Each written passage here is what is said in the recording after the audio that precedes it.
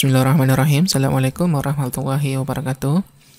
Di belajar course Java Tester kali ini kita akan belajar statement if, else if, dan else. Untuk materi ini, saya rasa ini materi sangat penting karena banyak sekali dipakai di beberapa kasus, bahkan di beberapa bahasa program pun semua memakai ini.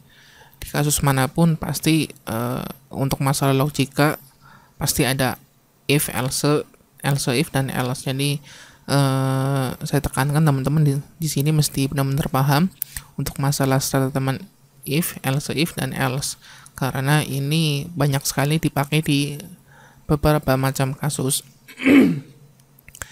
Karena ini berhubungan dengan logika.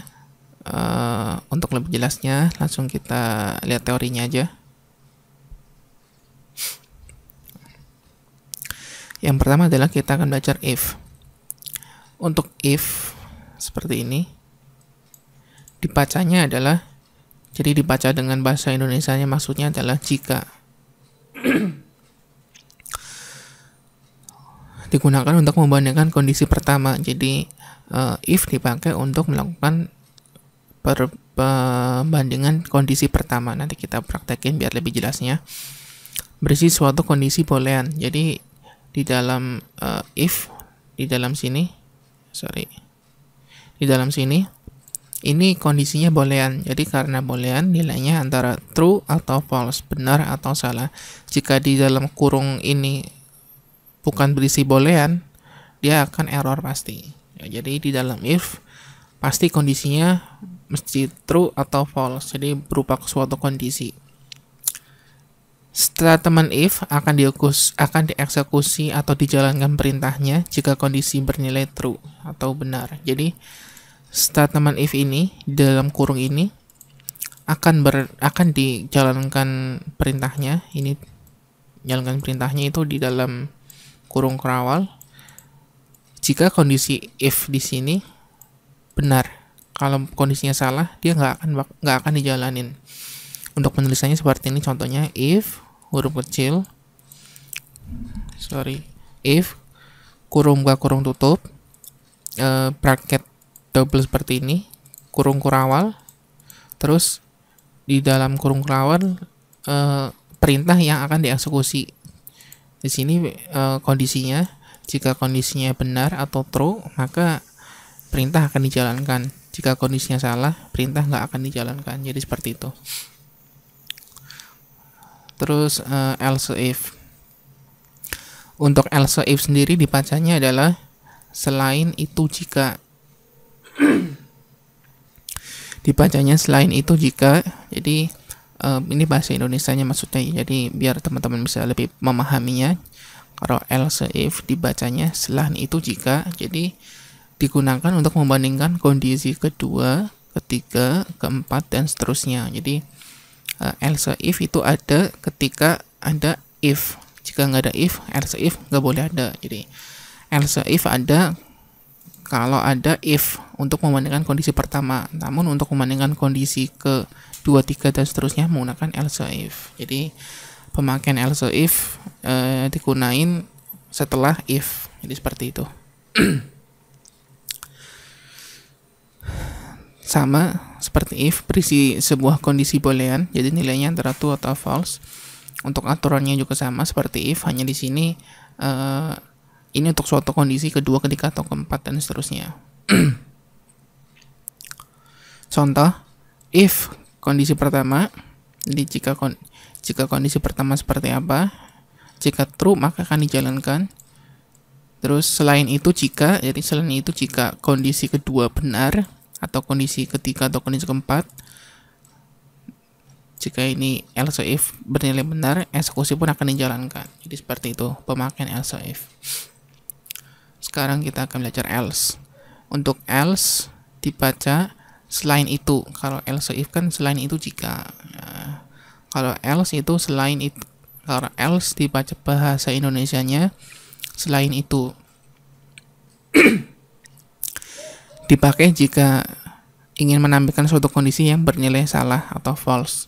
Jadi kalau if dan else if dia dijalankan jika kondisi bernilai benar, namun berbeda dengan else. Kalau else itu dia akan dijalankan jika kondisinya bernilai salah. Jadi kalau kondisinya salah, maka else if baru akan dijalankan. Jadi seperti itu.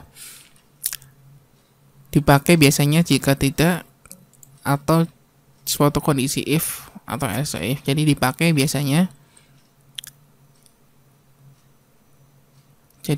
ini biasanya setelah kondisi, jadi paling terakhir. Jadi setelah ada kondisi if dan else if, atau if setelahnya itu jika tidak ada suatu kondisi lagi, maka else baru dia akan dijalankan. Ini contohnya.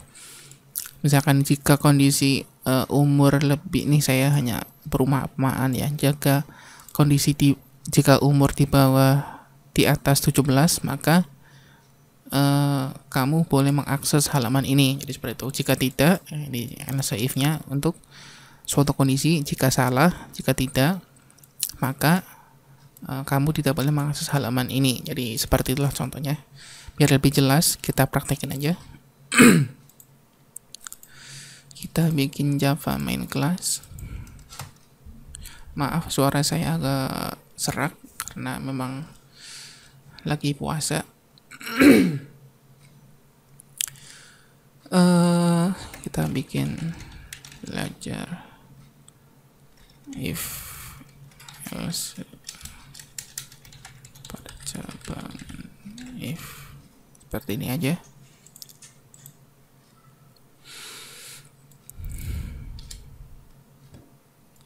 Kita akan praktekin if yang pertama. Di sini misalkan saya ada suatu kondisi integer, misalkan umur 20. Saya akan buat suatu kondisi jika umur lebih besar dari 17, maka dia akan melakukan, jadi penulisannya awal-awal seperti ini, if kurung buka kurung tutup kurung kurawal double, terus di sini di dalam kurung buka kurung tutupnya diisi kondisi yang akan kita inginkan. Kondisinya harus berupa nilainya harus true, harus boolean antara true atau false. Jadi misalkan di sini umur lebih besar dari 17, seperti itu. Jika variabel umur ini lebih besar dari 17, maka kita akan lakukan perintah. Kita akan keluarin misalkan sistem kamu boleh mengakses halaman ini. Untuk variabel umur kan 20 lebih besar dari 17 tahun kan. Ini kondisinya bernilai true berarti, karena umur lebih besar dari 17, maka harusnya kondisi ini akan dijalankan, akan di print. Kita tes saja.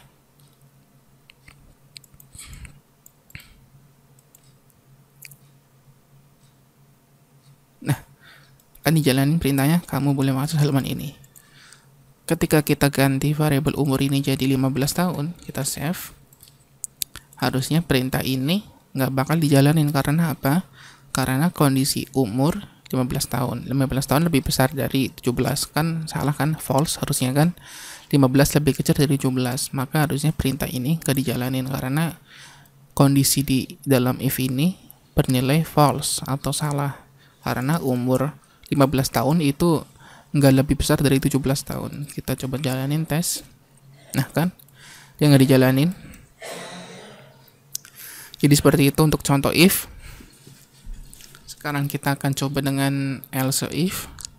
Else if itu ini kondisi pertama. Terus ini kondisi keduanya. Else if.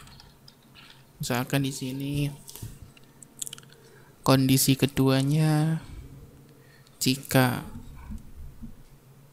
umur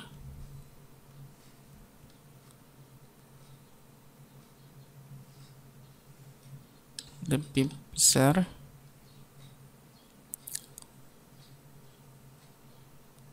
jangan kita contoh ini, jangan umur, biar implementasinya lebih banyak. Kan kita nilai sekarang di sini 70.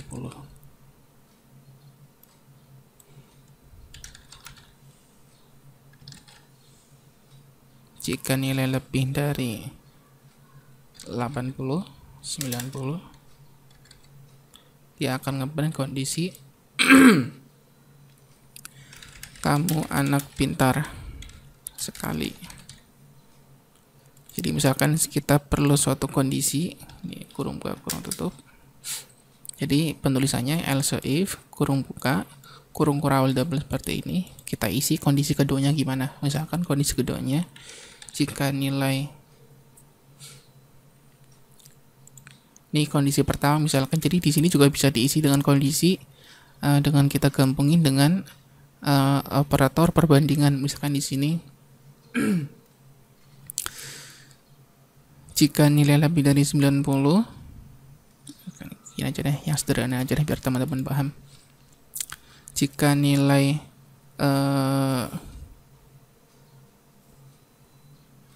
lebih dari 70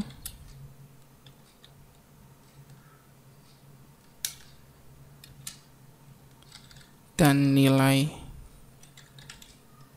kurang dari 90, maka dia akan ngeprint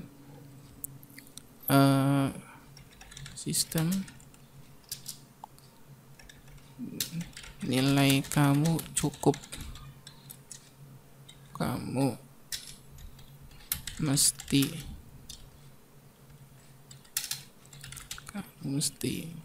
memperbaikinya lagi.